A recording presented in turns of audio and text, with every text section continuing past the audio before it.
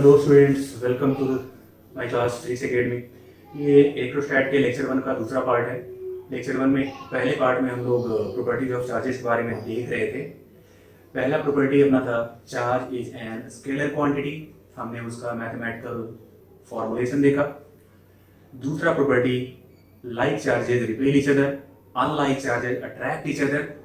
साथ ही साथ हम लोगों ने ये भी देखा कि अट्रैक्शन एक मिसलीडिंग सी चीज है। ये केवल अपोजिट चार्जेस के साथ ही नहीं होता, न्यूट्रल बॉडीज के साथ भी हो जाता है इंडक्शन या पोलराइजेशन के थ्रू। हम लोगों ने उसके बारे में काफी डिटेल में देखा। अभी हम लोग उसी से जुड़े हुए 2-3 सवाल हैं छोटे छोटे, इनको करने की कोशिश करते हैं। अब तक जो हमने पढ़ा है उन्हीं कॉन्सेप्ट्स को लगाकर पहले सवाल को देखें। A attracts B and B attracts C, then A and C आपस में अट्रैक्ट करेंगे, रिपेल करेंगे, कोई इफेक्ट नहीं होगा, या सारे के सारे सही हैं। चेक करते हैं। अगर हम पहले सवाल की बात कर लें, ए अट्रैक्ट्स बी, इसका मतलब अट्रैक्शन। अट्रैक्शन तो अपोजिटली चार्ज के साथ भी हो सकता है और न्यूट्रल के साथ भी हो सकता है।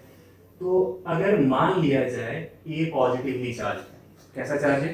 पॉजिटिवली, तो वैसे केस में बी मजबूरी है या तो नेगेटिव होगा या फिर न्यूट्रल होगा। इसके साथ भी अट्रैक्शन, इसके साथ भी अट्रैक्शन। अब बी अट्रैक्ट्स सी, तो अब अगर सी की बात करें, ये अट्रैक्शन ये तभी हो सकता है जब या तो ये नेगेटिव है तो सी पॉजिटिव हो जाए, अपोजिट चार्ज अट्रैक्ट, या फिर अगर ये नेगेटिव है तो न्यूट्रल भी हो जाए, तो वैसे भी केस में बी सी को अट्रैक्ट कर लेगा। तो ए और सी के बीच में क्या रिलेशन होगा? ये प्लस है, ये प्लस हो सकता है, तब तो रिपल्सन होना पड़ेगा। ये प्लस है, ये न्यूट्रल, यहां अट्रैक्शन होना पड़ेगा। मतलब दो ऑप्शंस तो हो ही रहे हैं, एक रिपल्सन और दूसरा अट्रैक्शन। क्या नो इफेक्ट भी पॉसिबल है? तो भी चेक करेंगे। अच्छा, जब ये न्यूट्रल है तो फिर यहां दो ऑप्शन पॉसिबल है, या तो ये पॉजिटिवली चार्ज हो जाए या फिर ये नेगेटिवली चार्ज हो जाए। तो आप देख सकते हैं कि यहाँ भी रिपल्सन है, यहाँ भी अट्रैक्शन है, तो आपको दो ही ऑप्शन मिल रहे हैं यहाँ से, एक रिपल्सन और दूसरा अट्रैक्शन। ए न्यूट्रल भी तो हो सकता है। अगर ए न्यूट्रल है, बी को अट्रैक्ट कर रहा है, इसका मतलब बी या तो पॉजिटिवली चार्ज होगा या नेगेटिवली चार्ज होगा। अब बी और सी के बीच में अट्रैक्शन है, बी और सी के बीच में अट्रैक्शन कहने का मतलब या तो ये नेगेटिवली चार्ज है या फिर ये न्यूट्रल है। ठीक वैसे ही अगर ये नेगेटिवली चार्ज है तो या तो सी को पॉजिटिवली चार्ज होना पड़ेगा या फिर सी को न्यूट्रल होना पड़ेगा, क्योंकि नेगेटिव और न्यूट्रल के बीच में भी अट्रैक्शन होते हैं। अब ए और सी के बारे में सोचें। यहां न्यूट्रल है, ये नेगेटिव चार्ज अट्रैक्शन, ये न्यूट्रल है, ये भी न्यूट्रल है, मतलब नो इफेक्ट। मतलब अगर देखा जाए तो यहां पहले वाले केस से आपको क्या मिल गया था? प्लस प्लस रिपल्सन मिल चुका था ए एंड सी के बीच में, ये प्लस और ये न्यूट्रल, आपको अट्रैक्शन भी मिल चुका था। ये प्लस और ये प्लस रिपल्सन लिख चुके हैं, ये प्लस ये माइनस अट्रैक्शन लिख चुके हैं। तो पहले वाले एजम्पशन से ये दो चीज मिलेंगे, दूसरे वाले से आप यहां देखिए, ये न्यूट्रल और ये माइनस अट्रैक्शन लिख चुके हैं, ये न्यूट्रल और ये न्यूट्रल, नो इफेक्ट, दोनों ही न्यूट्रल है, किन्हीं के पास चार्ज नहीं, ये अभी यहां पे नहीं आया, तो ये नो इफेक्ट भी इसका एक पॉसिबल सॉल्यूशन होगा। ये न्यूट्रल, ये प्लस, फिर से अट्रैक्शन, ये न्यूट्रल, फिर से नो इफेक्ट। तो कुल मिला के यही 3 सेट मिलने वाले हैं। आप ए को नेगेटिव भी लेकर देख लीजिए, ए नेगेटिव भी हो सकता है। अब जो भी आपको सी के लिए पॉसिबल केसेस मिलेंगे वो इन्हीं तीनों में से कोई एक होगा। इसका मतलब है ए और सी के बीच में आप देख पा रहे होंगे कि रिपल्सन भी हो रहा है, अट्रैक्शन भी हो रहा है, एंड इन दोनों के बीच में किसी तरह का इंटरेक्शन नहीं भी हो सकता है। मतलब अपना करेक्ट आंसर है ऑल ऑफ द एबव। अब दूसरे वाले को देखते हैं, ए रिपेल्स बी। रिपल्सन ये तभी हो सकता है जब दोनों का सेम नेचर ऑफ चार्ज है। इस और अगर ए और बी के बीच में रिपल्सन है तो एक बात तो श्योर है कि दोनों के पास चार्ज है और साथ ही साथ सेम नेचर के चार्ज है। मतलब अगर ए को हमने प्लस माना तो बी को प्लस ही होना पड़ेगा, तो ही रिपल्सन होगा। अगर ए को हमने माइनस माना तो बी को माइनस ही होना पड़ेगा। ए न्यूट्रल नहीं हो सकता, क्योंकि अगर न्यूट्रल रह गया तो रिपल्सन पॉसिबल नहीं है। अब बी रिपेल्स सी, बी और सी इन दोनों में भी रिपल्सन है। इसका सीधा मतलब है बी और सी के पास भी सेम नेचर ऑफ चार्जेस होंगे। अब अगर बी के पास पॉजिटिव चार्ज है तो सी के पास पॉजिटिव ही होना होगा। अगर बी के पास नेगेटिव चार्ज लिया जाए तो सी के पास भी नेगेटिव ही होना पड़ेगा। तो अब ए एंड सी को थोड़ा कंपेयर करें, इसके बारे में देखें। तो ए के पास अगर पॉजिटिव चार्ज बनते हैं तो सी के पास भी पॉजिटिव चार्ज बन रहे हैं। पॉजिटिव पॉजिटिव सेम नेचर, मतलब रिपल्सन।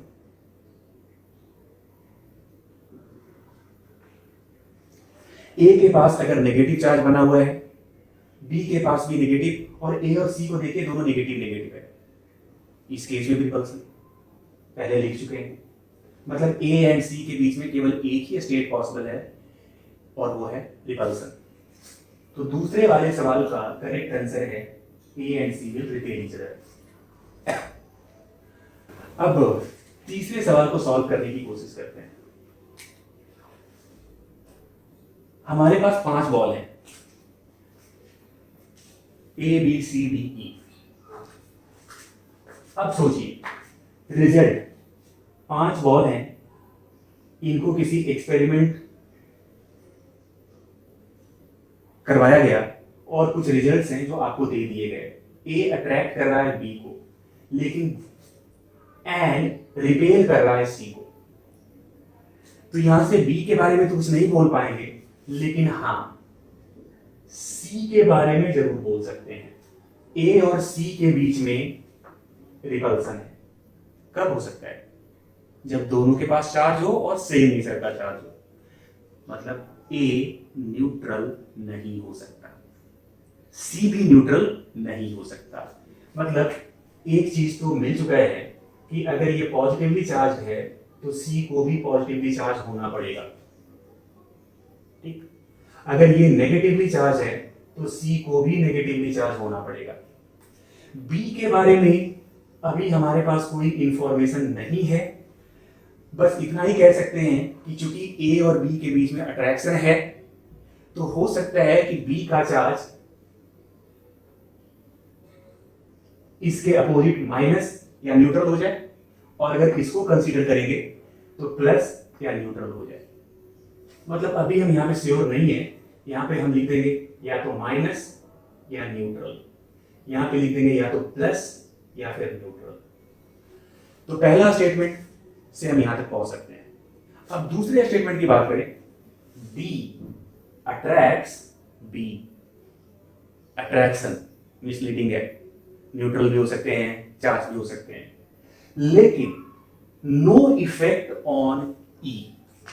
नो इफेक्ट, ये नो इफेक्ट कब हो सकता है? ये नो इफेक्ट कब पॉसिबल है? आई गेस आपको नहीं दिख रहा होगा, दिख रहा है क्या? ये नो इफेक्ट कब पॉसिबल है? तो नो इफेक्ट तभी पॉसिबल है जब दोनों में से किसी पे चार्ज ना हो। तो डी का ई के साथ कोई इफेक्ट नहीं है, डी का ई के साथ कोई इफेक्ट नहीं है, इसका सीधा मतलब है कि डी भी न्यूट्रल है और ई भी न्यूट्रल है, डी भी न्यूट्रल है और ई भी न्यूट्रल है, तो ऐसे केस में कोई इफेक्ट नहीं होगा। अब थोड़ा सोचा जाए, पहला क्या है, डी अट्रैक्ट्स बी, डी और बी में अट्रैक्शन है, बी के पास दो पॉसिबल चॉइस थे, या तो नेगेटिवली चार्ज या न्यूट्रल। अगर आप यहां पे न्यूट्रल ले लेते हैं, ये तो न्यूट्रल है ही, तो दोनों के बीच में नो इफेक्ट होना चाहिए, जबकि वहां पे लिखा हुआ है अट्रैक्ट। इसका मतलब है ये नॉर्मल न्यूट्रल वाला पार्ट नहीं हो सकता। अब दूसरे वाले की बात कर लें, ये न्यूट्रल है, ये न्यूट्रल है, ये इस कंडीशन में अगर आते हैं तो यहां भी क्या देखने को है, इन दोनों के बीच में अट्रैक्शन है बी और डी में, मतलब यहां ये न्यूट्रल नहीं हो सकता। तो हम लोग सेकंड वाले से इस तरह का इन्फ्रेंस ड्रॉ कर सकते हैं कि अगर ये पॉजिटिव है तो नेगेटिव पॉजिटिव न्यूट्रल न्यूट्रल, अगर ये नेगेटिव है तो negative positive negative neutral neutral. मतलब ए के पास दोनों चॉइस है, प्लस या माइनस होने का, बी के पास भी दोनों चॉइस है, माइनस या प्लस होने का, सी के पास भी दो चॉइस है, प्लस या माइनस होने का, जबकि डी और ई एकदम कंफर्म हो चुका है कि वो दोनों न्यूट्रल है। अब ये दो चॉइस है, होगा तो कोई एक ही। ये तीसरा रिजल्ट इसीलिए दिया ही है ताकि इन दोनों में से किसी एक को खत्म कर सके। तीसरा शब्द रहेगा, एक negatively charge rod attracts A and E. एक नेगेटिवली चार्ज ए को अट्रैक्ट कर रहा है और ई को भी अट्रैक्ट कर रहा है। ई तो न्यूट्रल है तो अट्रैक्शन हो ही जाएगा, लेकिन ए तो चार्ज है, ए चार्ज है और ये नेगेटिवली चार्ज है। ए अट्रैक्शन में तभी जाएगा जब ये पॉजिटिव हो जाए, मतलब ये वाला केस। ये वाला केस नहीं हो सकता क्योंकि इसको तो ये रिपेल कर देगा, इसका मतलब ये वाला आंसर करेक्ट है। तो positive negative positive neutral neutral, इसका मतलब आपको मिल चुका है। ए आपका पॉजिटिवली चार्ज है, बी आपका नेगेटिवली चार्ज है, सी पॉजिटिवली चार्ज है, डी न्यूट्रल है और ई भी न्यूट्रल। तो इस तरीके से आपने देखा कि कैसे हम लोग अपने थ्योरी को सवाल में यूज करते हैं। अगर थ्योरी की समझ अच्छी है तो सवाल करना आसान हो जाता है।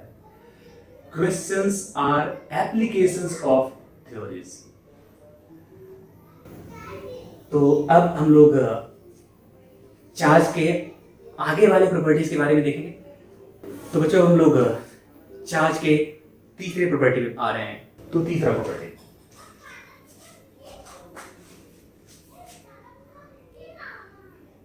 मास can exist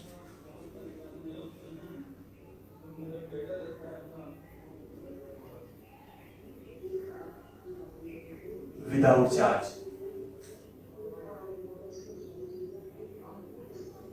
but charge can never exist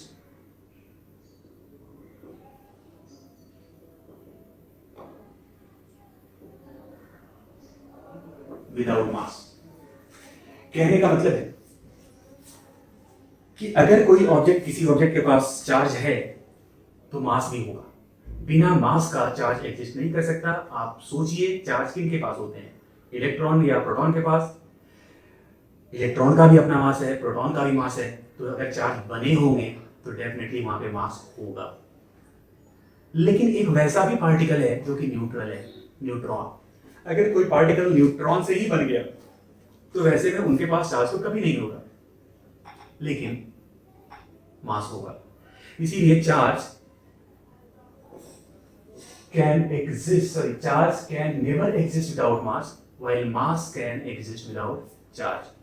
कुछ वैसे भी नेचर में पार्टिकल्स हैं जिनके पास मास नहीं है, उनका रेस्ट मास 0 है, जैसे फोटॉन। अब उनके पास मास ही नहीं है तो कभी भी उनके पास चार्ज नहीं हो सकता, क्योंकि चार्ज रहने के लिए मास का होना कंपल्सरी है। चौथे प्रॉपर्टी की बात करूं,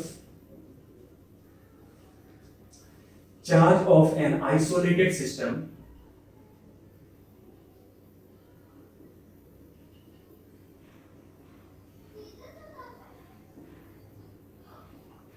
is always conserved.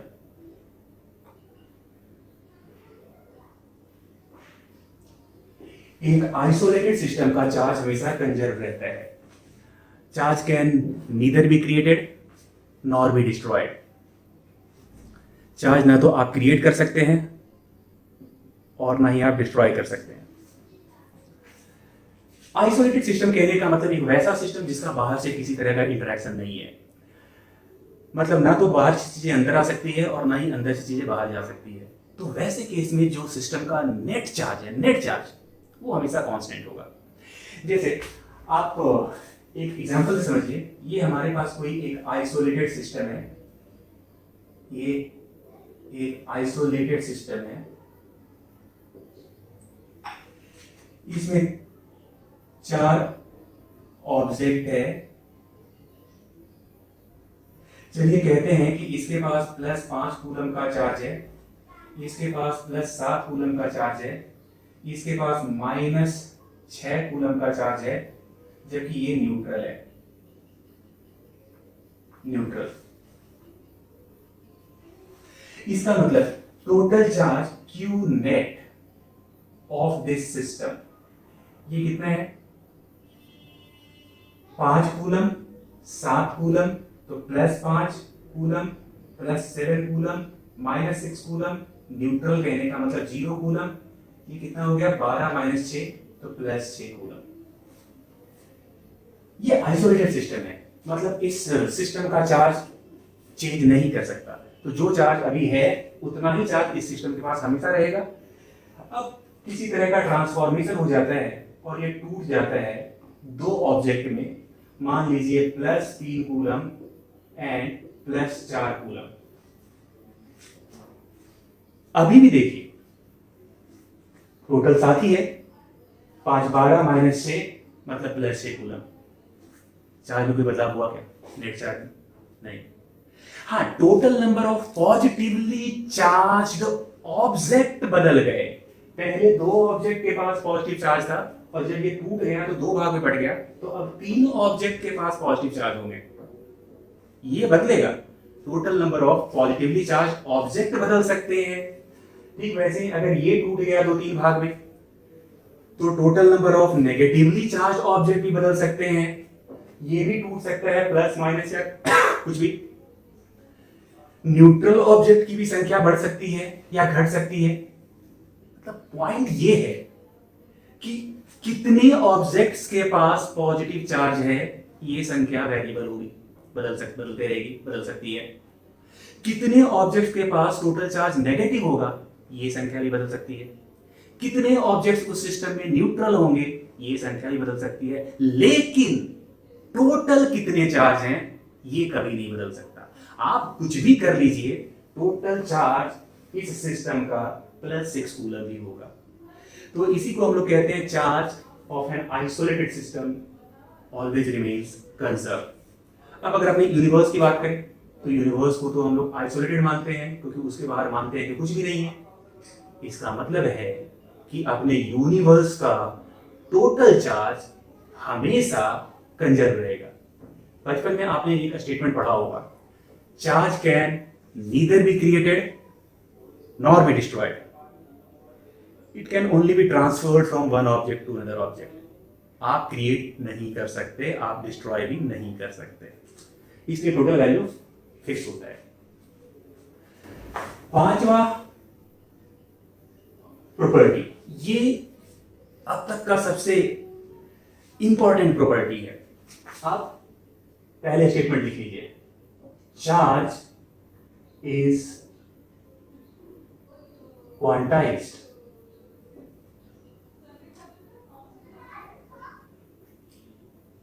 Charge is quantized. Charge quantized होते हैं. क्या मतलब है क्वांटाइजेशन या क्वांटम ऑफ चार्ज का मतलब क्या है?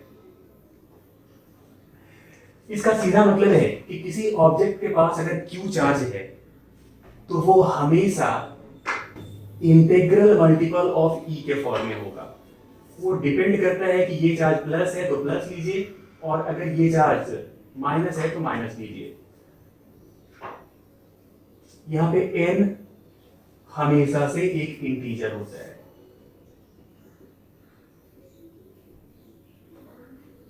ये है चार्ज क्वांटाइज।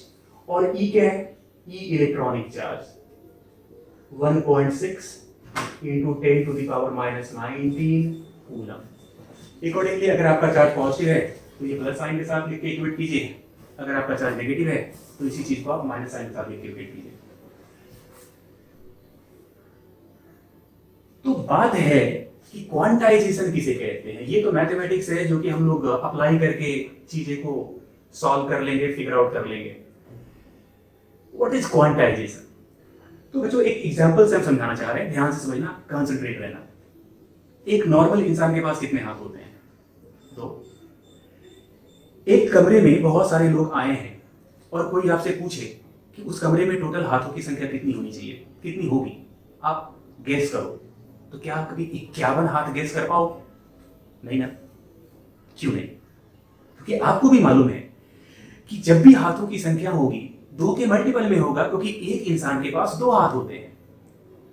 आप 52 कह सकते हो, गेस कर सकते हो, आप 100 गेस कर सकते हो, आप 80 गेस कर सकते हो, लेकिन आप कभी भी 25 हाथ गेस नहीं कर सकते। 25.5, 26.5, क्या ये सब कोई गेस कर सकता है?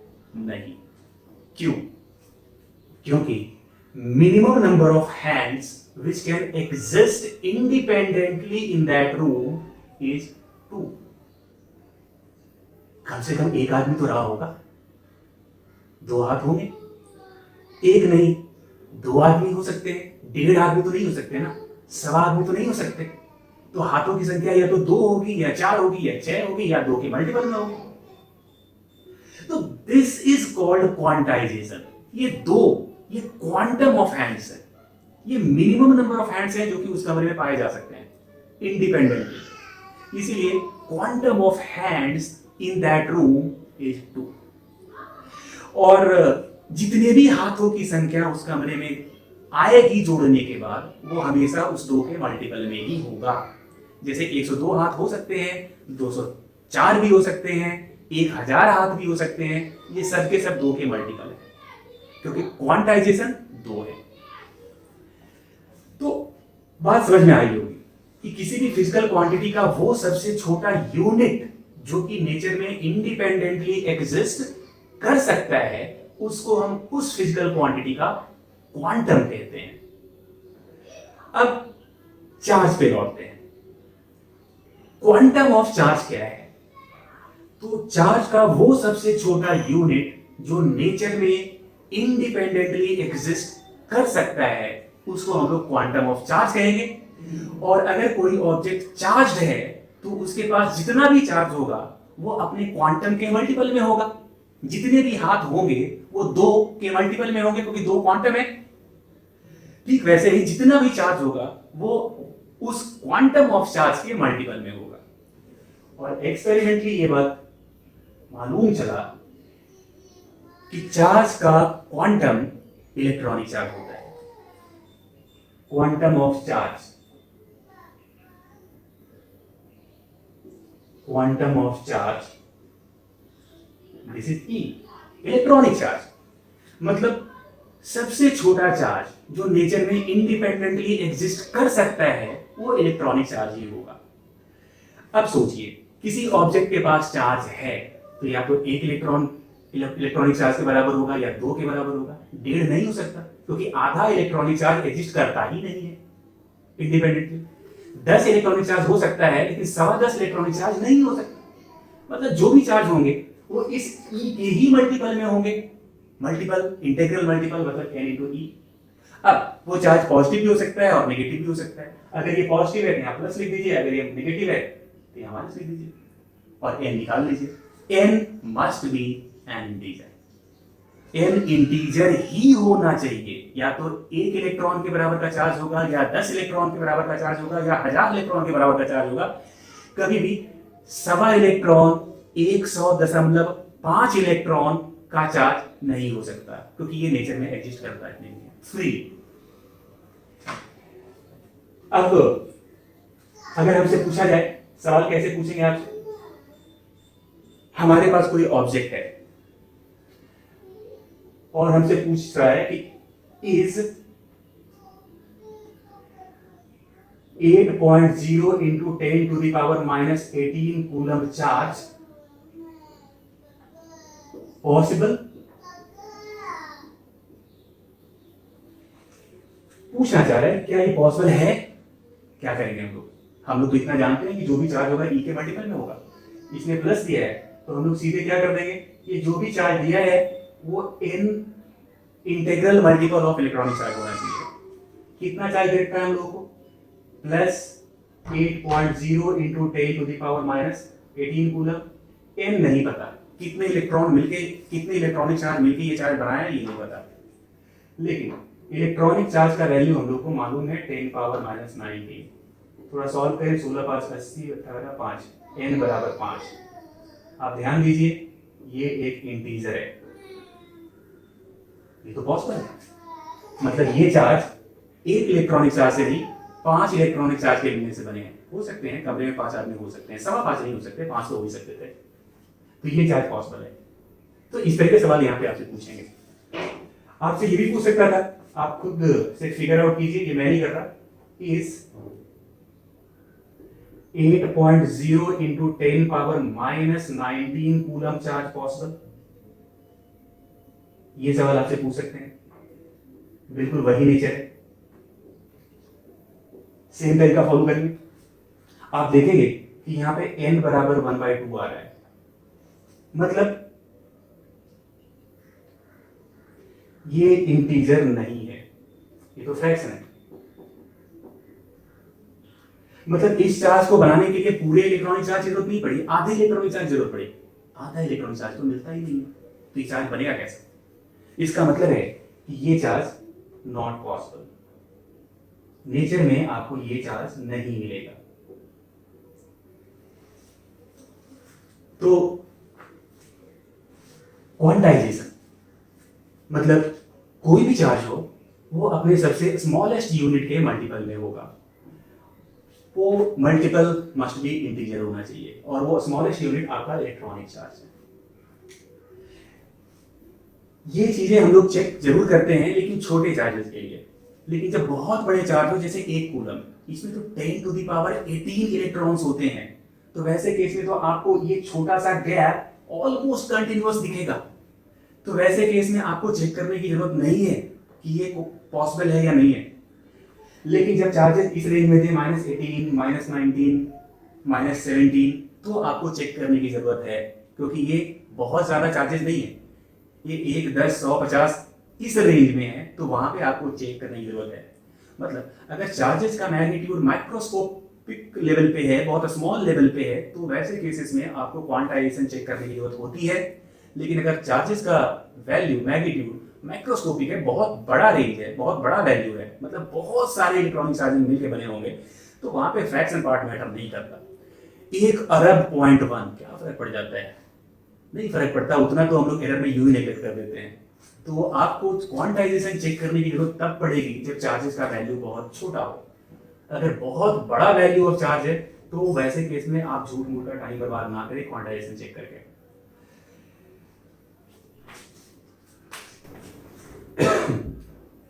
अगली प्रॉपर्टी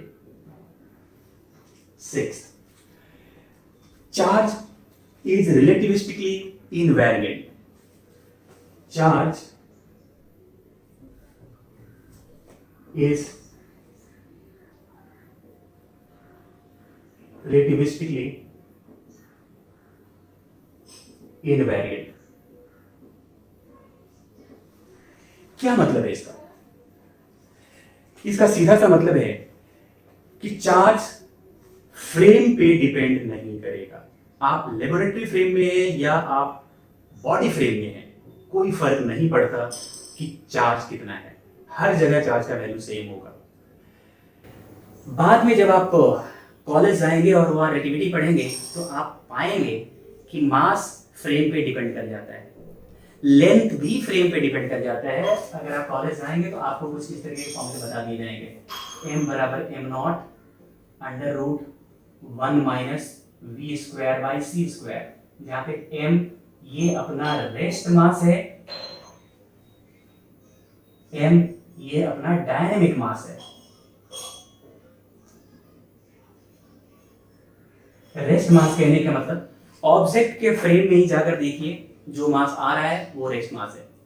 डायनेमिक मास का मतलब किसी दूसरे फ्रेम से देखिए, जो मास आ रहा है वो डायनेमिक मास है। आप देख पा रहे होंगे कि ये जो मास है वो उस पार्टिकल के या उस ऑब्जेक्ट के वेलोसिटी पे डिपेंड करता है, v²/c², जहाँ पे c स्पीड ऑफ लाइट है। ये रेशियो बहुत कम होता है न्यूटन के फिजिक्स में, इसलिए इसको हम लोग नेग्लेक्ट कर देते हैं, v²/c², क्योंकि हम लोग जानते हैं c बराबर 3 × 10⁸ मीटर पर सेकेंड है, और यहाँ तो उनके स्क्वायर का रेशियो है, तो ये लगभग 10 to 0 हो जाएगा अगर आपके पार्टिकल का स्पीड बहुत कम है। और इस वजह से ये 0 होते ही m बराबर m0, और हम लोग न्यूटन लॉ में हमेशा यही करते थे कि सभी का मास को कांस्टेंट लेते थे, फ्रेम पे डिपेंड नहीं करवाते थे।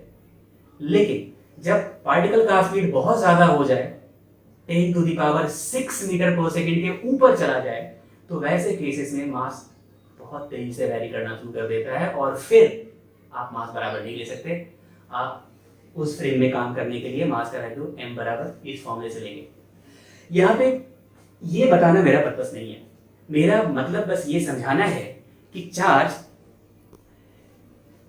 इस बात पे डिपेंड नहीं करता कि वो कितने स्पीड से जा रहा है, कौन से फ्रेम में कितने स्पीड चल रहा है, वो इन बातों से इंडिपेंडेंट है। बाकी फिजिकल क्वांटिटी से मास हो गए, वेलोसिटी हो गए, आपका फोर्स भी फ्रेम पे डिपेंड कर जाता है, आपको सुपर लगाना पड़ जाता है वहाँ काम करने के लिए। आपका लेंथ हो गया, लेंथ कॉन्ट्रैक्शन, L बराबर L0 √1 - v²/c²। ये जब आप कॉलेज जाएंगे तो रिलेटिविस्टिक फिजिक्स में आपको ये बताया जाएगा। चार्ज को इससे कोई मतलब नहीं है, मतलब चार्ज का मैग्नीट्यूड स्पीड पे डिपेंड नहीं करता। तो काफी इंपॉर्टेंट है, आप ऑब्जेक्टिव्स वाले पूछे जा सकते हैं। अब अगले प्रॉपर्टी की बात कर लो। अगर किसी मैटर की बात करेंगे तो जो भी मैटर है वो 3 तरह के फंडामेंटल पार्टिकल से मिलकर बने हैं, इलेक्ट्रॉन, प्रोटॉन एंड न्यूट्रॉन। तो वैसे केस में केवल 3 स्टेट ही पॉसिबल है। पहला स्टेट है positively charge body, positively charge body. एक बॉडी पॉजिटिवली चार्ज हो गया। पॉजिटिवली चार्ज कहने का मतलब ये नहीं होता कि आप प्लस चार्ज बढ़ा दिए, बल्कि इसका सीधा मतलब होता है कि इस ऑब्जेक्ट से जो कि न्यूट्रल था, आपने इलेक्ट्रॉन को निकाल लिया। अब जब ये ऑब्जेक्ट को देखा जाएगा तो ये ऑब्जेक्ट पॉजिटिवली चार्ज हो चुके हैं। इसका मतलब है कि पॉजिटिवली चार्ज बॉडी बनाने के लिए आप पॉजिटिव चार्ज सप्लाई नहीं करते। ये बात तो आप दिमाग से निकाल ही दीजिए कि पॉजिटिव चार्ज कभी सप्लाई होंगे। पॉजिटिव चार्ज का कभी ट्रांसफर नहीं होता, हमेशा इलेक्ट्रॉन का ट्रांसफर होता है। पॉजिटिव चार्ज फिक्स रहते हैं। तो अगर आपको कोई वैसा बॉडी बनाना है जो कि पॉजिटिवली चार्ज हो, तो वैसे भी प्रोटॉन को तो आप खिसका नहीं सकते, तो एक काम कीजिए ना, इलेक्ट्रॉन को वहां से कम कर दीजिए, निकाल लीजिए। इसका मतलब इस ऑब्जेक्ट में अगर देखा जाए तो नंबर ऑफ प्रोटॉन ये ज्यादा है नंबर ऑफ इलेक्ट्रॉन से। ऐसा नहीं है कि इलेक्ट्रॉन यहां नहीं है, इलेक्ट्रॉन होंगे। आप मान लीजिए कुछ इस तरह से कि इसमें 100 प्रोटॉन है और 100 इलेक्ट्रॉन है। न्यूट्रल, जितना पॉजिटिव चार्ज उतना नेगेटिव चार्ज। आपने कुछ इलेक्ट्रॉन निकाल लिया, 20 इलेक्ट्रॉन निकाल लिया, तो प्रोटॉन तो अभी भी उतने ही है, लेकिन इलेक्ट्रॉन कितने हैं? 80 इलेक्ट्रॉन। तो ये 80 इलेक्ट्रॉन 80 प्रोटॉन को तो न्यूट्रलाइज कर देगा, 20 प्रोटॉन तो एक्स्ट्रा बचा रह गया ना, तो उसका चार्ज वो तो दिख जाएगा ऑब्जेक्ट पे। तो आपका पूरे चार्ज का नीचे पूरे ऑब्जेक्ट पे किस तरह का चार्ज आ गया? Positively charge. मतलब यहाँ पे प्रोटॉन की संख्या ज्यादा होगी इलेक्ट्रॉन से। इसको कहते हैं डिफिशियंसी ऑफ इलेक्ट्रॉन। क्यों? प्रोटॉन को आप शिफ्ट कर नहीं सकते। आप शिफ्ट किनको कर सकते हैं? इलेक्ट्रॉन को आपने निकाल लिया, ओवरऑल इसमें इलेक्ट्रॉन की डिफिशियंसी हो गई, इसलिए ऑब्जेक्ट पॉजिटिवली चार्ज हो गया। दूसरे तरह का ऑब्जेक्ट जो पॉसिबल है वो है नेगेटिवली चार्ज ऑब्जेक्ट।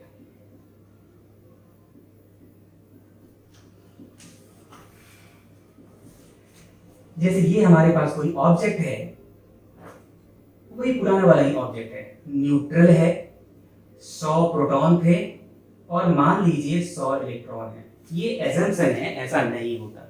इलेक्ट्रॉन की संख्या बहुत ज्यादा होती है, प्रोटॉन की संख्या बहुत ज्यादा होती है। हम जस्ट एक एग्जांपल से समझाने की कोशिश कर रहे हैं। इस ऑब्जेक्ट को नेगेटिवली चार्ज करना है तो क्या करना होगा? इलेक्ट्रॉन की संख्या बढ़ानी होगी। प्रोटॉन को नहीं घटा सकते यार, वो मूव ही नहीं करता। इलेक्ट्रॉन ट्रांसफर होते हैं, मूव करते हैं। तो या तो आप यहां खींच सकते हैं, निकाल सकते हैं, या इसको दे सकते हैं।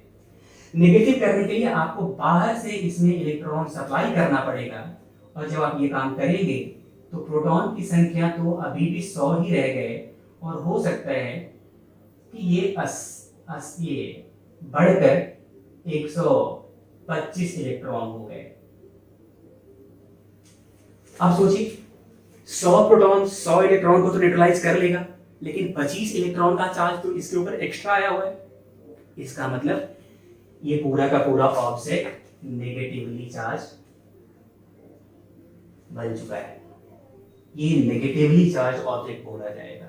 मतलब यहां पे number of proton is less than number of electron. इसको कहते हैं हम लोग, दिख रहा होगा I guess, excess of electron. इसको हम लोग कहते हैं एक्सेस ऑफ इलेक्ट्रॉन। दिख रहा है? हाँ दिख रहा है। अब तीसरे तरह का जो ऑब्जेक्ट पॉसिबल है वो है न्यूट्रल ऑब्जेक्ट। न्यूट्रल दिख रहा है यहाँ पे? हाँ दिख रहा है।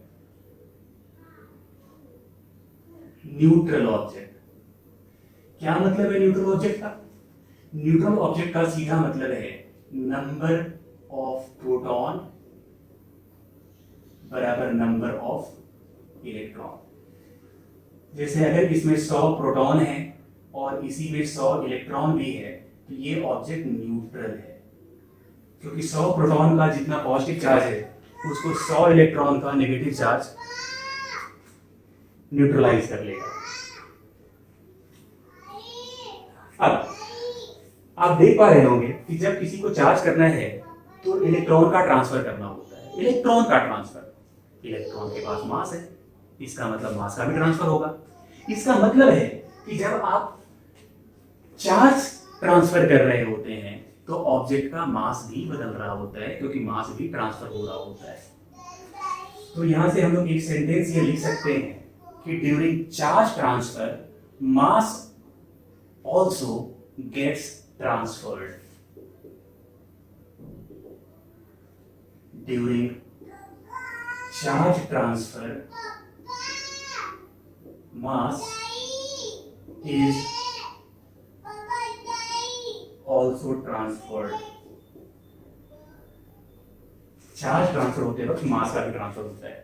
तो फिर आप देखिए यहाँ पे आपसे सवाल पूछ सकता है कुछ इस तरीके से। हम एक एग्जाम्पल के थ्रू समझाने की कोशिश कर रहे हैं, थोड़ा कंसंट्रेट रहिएगा, समझिएगा इसको। ये हमारे पास कोई एक न्यूट्रल ऑब्जेक्ट है,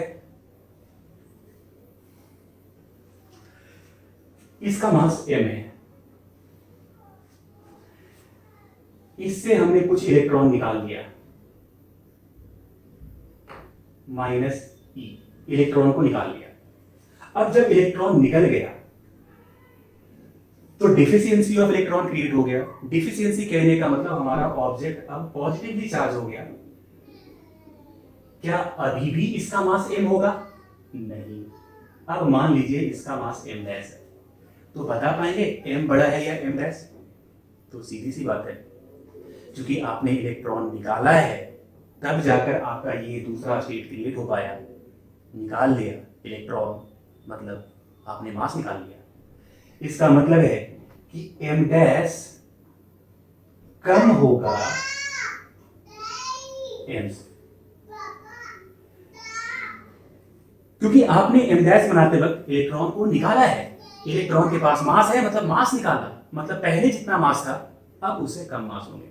अब कोई हमसे पूछे कितना इलेक्ट्रॉन निकाल लिया, तो हम बिल्कुल बता सकते हैं, हम उसको कह सकते हैं कि लेट n इलेक्ट्रॉन्स निकाल लिया गया। तो वैसे केस में पहले मास m था, भाई कंजर्वेशन ऑफ मास लगाने जा रहे हैं क्योंकि सिस्टम का टोटल मास तो कंजर्व रहेगा। अगर पहला मास m था, अभी का पास m डैश है, m डैश कम है, क्यों कम है? क्योंकि n इलेक्ट्रॉन निकाले गए हैं, n इलेक्ट्रॉन निकाले गए हैं, तो कितना मास निकाल लिया गया? एक इलेक्ट्रॉन का मास अगर me है और आपने n इलेक्ट्रॉन निकाल लिया तो टोटल कितना मास निकाल लिया। इसका मतलब है कि नए वाले मास में अगर निकाला हुआ मास जोड़ दिया जाए तो पहले वाला मास मिल जाएगा। तो यहां से हम चाहें तो नंबर ऑफ इलेक्ट्रॉन्स कितने निकाले गए हैं ये बता सकते हैं, m minus m dash divided by mass of one electron. इतने इलेक्ट्रॉन को यहां से निकाल लिया गया तो ये बनेगा। अब देखिए, ऐसा ही सवाल आपसे positively charge negatively charge object बनाकर भी कर सकता है। जैसे आपको कहेगा कि ये हमारे पास कोई एक ऑब्जेक्ट है, इसमें हम लोगों ने इलेक्ट्रॉन को जोड़ दिया। कितने इलेक्ट्रॉन को जोड़ दिया? n इलेक्ट्रॉन को जोड़ दिया। ये a था, इसका मास m था जो कि पहले न्यूट्रल था। अभी एक नया ऑब्जेक्ट बन गया और इसका मास चलिए लिख रहे हैं हम लोग m डैश। आपसे बोलेगा कि कौन सा मास है, कॉमन सेंस लगा लीजिए, पहले न्यूट्रल था, आपने इलेक्ट्रॉन ऐड किया, जोड़ा, इलेक्ट्रॉन के पास मास होते हैं, मतलब मास को जोड़ा तो मास बढ़ना चाहिए। इसका मतलब है कि नया मास ज्यादा होगा पहले वाले मास से। कितना ज्यादा होगा? तो नया मास m डैश है, पुराना मास m है, आपने एक इलेक्ट्रॉन का मास m की जानते हैं आप, कितना इलेक्ट्रॉन जोड़े हैं? n। इसका मतलब इतना मास में आपने जोड़ दिया पुराने वाले मास में, तब जाकर आपको नया वाला मास मिल रहा है। इसका मतलब है कि अगर n की संख्या पूछी जाए कि कितना इलेक्ट्रॉन आपने जोड़ दिया, तो m dash minus m divided by m। तो कभी कभी एग्जाम में खास करके मेंस और नीट में इस तरह के सवाल पूछ देते हैं कि किनका मास ज्यादा होगा। आगे भी पूछ सकता है कितने इलेक्ट्रॉन दे दिए गए या कितने इलेक्ट्रॉन निकाल लिए गए। तो बच्चों, यहाँ पे हमारा लेक्चर 1 खत्म हो रहा है, जिसमें हम लोगों ने इलेक्ट्रोस्टैटिक्स के basic about charges and its properties के बारे में पढ़ा। अगले लेक्चर में हम लोग मेथड्स ऑफ चार्जिंग के बारे में देखेंगे। चार्जिंग के कितने तरीके हैं, किस तरीके से आप ऑब्जेक्ट को चार्ज कर सकते हैं। देखिए, पूरे इलेक्ट्रोस्टैटिक्स में हम लोग रेस्ट वाले चार्ज के बारे में पढ़ेंगे। तो हर बार हम लोग को चार्ज ऑब्जेक्ट लेने पड़ेंगे। चार्ज ऑब्जेक्ट ले रहे हैं, इसका मतलब किसी न किसी तरीके से उसको चार्ज किया गया होगा लेबोरेटरी में। तो अपना पूरा अगला लेक्चर, जो कि लेक्चर 2 है इलेक्ट्रोस्टैटिक्स का, वो इसी बात पे कंसंट्रेट होगा कि क्या क्या मेथड्स है चार्जिंग के और कौन सा मेथड हम लोग ज़्यादातर फॉलो करते हैं। अगर ये वीडियो आपको अच्छा लगा तो इसको लाइक शेयर सब्सक्राइब जरूर करें और इसको कोशिश करें कि बहुत ज़्यादा से ज़्यादा लोगों तक पहुंच सके, ताकि जो बच्चे कोचिंग का फी अफोर्ड नहीं कर सकते वो भी बहुत आसानी से पूरे फीस को पढ़ सकते हैं, सीख सकते हैं। Thank you.